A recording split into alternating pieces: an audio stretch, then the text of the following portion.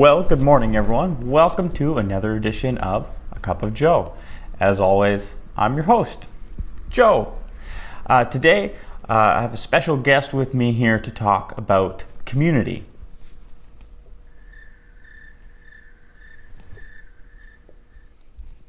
Before we dive right into our conversation on community, as always, we start off with a good cup of coffee. So if you've got your coffee, I invite you to grab it and join me for a delicious taste. So today's coffee roaster is West Coast Roast. This is their Junction blend. It's medium. They're a coffee roaster from Ucluelet, actually. So that's kind of cool. All right, well, we'll give it a whiff here. You know what it smells like? It smells like coffee that you drink like after you've been camping for a week. So it's not camping coffee, but it's like that first good cup of coffee after coming back from camping. I don't know if you know what I'm talking about, but that's what it smells like to me. All right, let's give it a whiff here. A taste.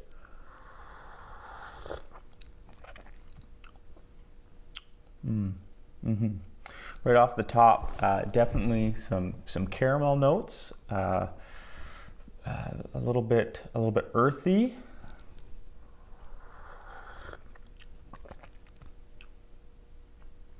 Some citrus, definitely some citrus in there. Good cup of coffee.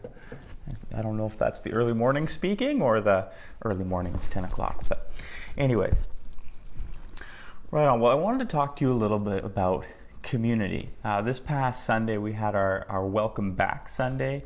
We actually had two separate services where we had people in the building. We were following all of the necessary precautions that we needed to in order to stay open and in order to keep you safe. And it was really exciting to be together as a community again. And it really reminded me of the importance of community, especially during a time like this where our social bubbles are opening a little bit, but still things aren't back to normal, right? And how do we engage in community, especially how do we engage in a meaningful church community, or any meaningful community for that matter during this time? And I just have a passage I wanted to read to you, just a little bit from Sunday. And it's this. It says, "Let us hold tightly without wavering to the hope we affirm, for God can be trusted to keep his promise. Let us think of ways to motivate one another to acts of love and good works. Let us not neglect our meeting together, as some people do, but encourage one another, especially now that the day of his return is drawing near." And just a couple thoughts on that is, first, I want to encourage you to hold tight to the hope that you have in Jesus, right? As if COVID, as if any difficulties that come our way, that we face in this life, could ever take away the hope that we have in the gospel, could ever take away the relationship that we have in Jesus.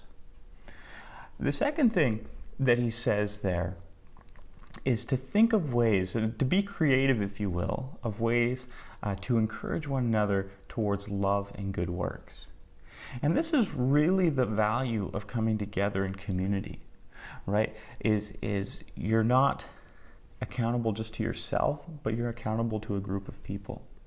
You're not just being loved, you're also loving, right? You're participating in something that is bigger than yourself, and something that is deeply meaningful. And there are so many different ways that we can do that. One is in person, but even if we're online watching church, and you can still participate, you can still engage. You can still call up a friend. You can go for a socially distanced walk. You can meet with the people in your social bubble. So let us not forget to meet together. And that's kind of that third point is don't neglect meeting together.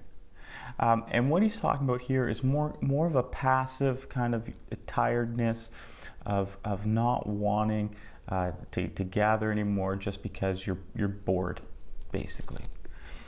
And it can be very easy to get bored during this season.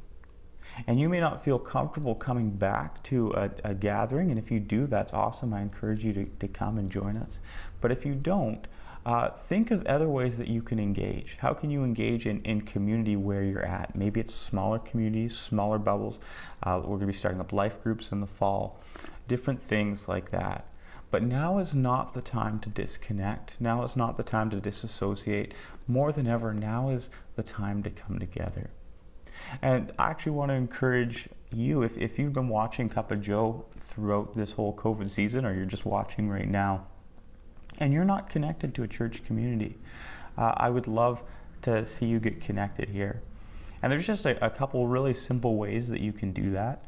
One is just come to an in-person gathering if that's where your comfort level is at.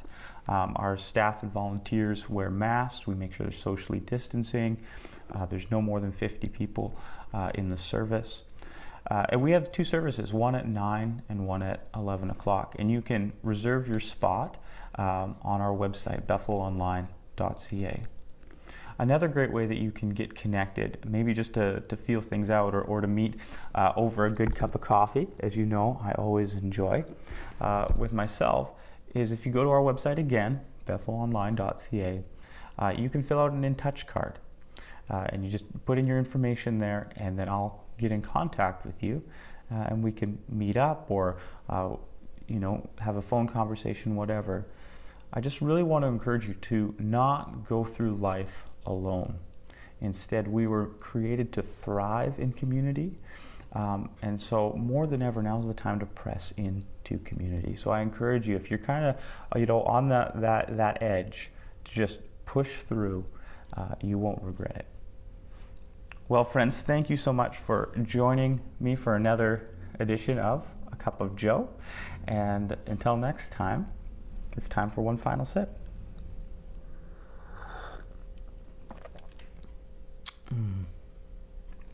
Right on.